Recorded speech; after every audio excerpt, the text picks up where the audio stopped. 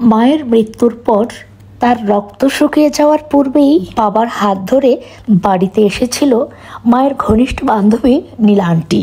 আমার মায়ের অস্বাভাবিক মৃত্যু হয়নি, তবে অস্বাভাবিক এক অসুখ হয়েছিল। রোগটা কি ছিল জানি না। দাদি বলতো আমার মায়ের অসুখের নাম হচ্ছে বান মারা।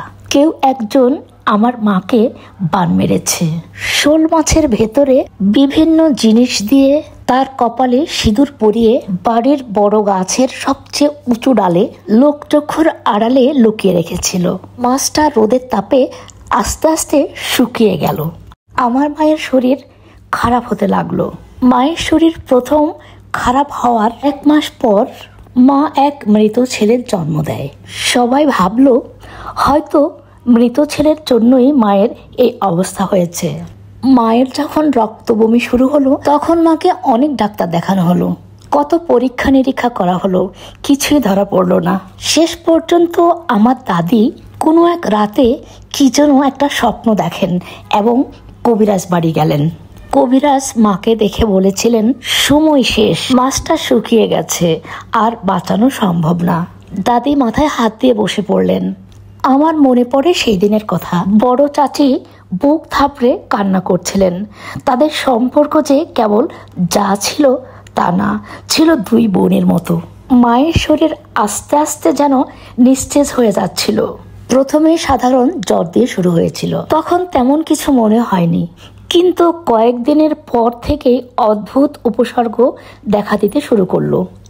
মায়ের চুলগুলো ঝরে পড়লো, ত্বকটা কেমন ফ্যাকাশে হয়ে গেল, আর চোখের নিচে গাঢ় কালো দাগ হয়ে গিয়েছিল। মা কোনো কিছুই খেতে পারতো না, মুখে খাবার দিলে বমি করে সব ফেলে দিত। মায়ের শরীর খুব কাঁপতো, রাতে ঘুম হতো না। রাতে ঘুমাতে গেলেই তার নিঃশ্বাস এত ভারী হয়ে যেত যেন সেই মুহূর্তে মা দম আটকে মারা যাবেন।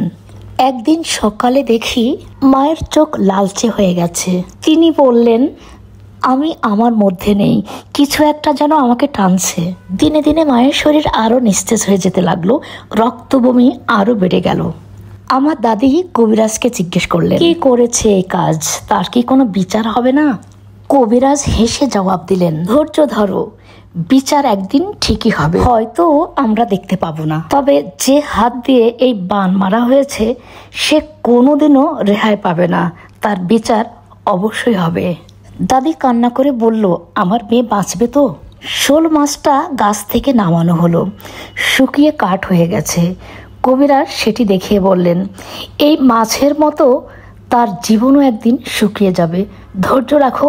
তবে তোমার কাজ শেষ হয়নি। এই মাছ আর এই ছাই তোমাদের বাড়ি থেকে দূরে ফেলে আসতে হবে, তারপর পুরো বাড়ি পবিত্র করতে হবে, তা না হলে এই অভিশাপ তোমাদের পিছু ছাড়বে না। কবিরাজ গাছ থেকে সেই শুকিয়ে যাওয়া মাছটা নামিয়ে সাথে করে নিয়ে গেলেন। ঠিক 4 দিনের মাথায় নীলা আন্টি আমার নতুন মা হয়ে বাড়িতে এলেন।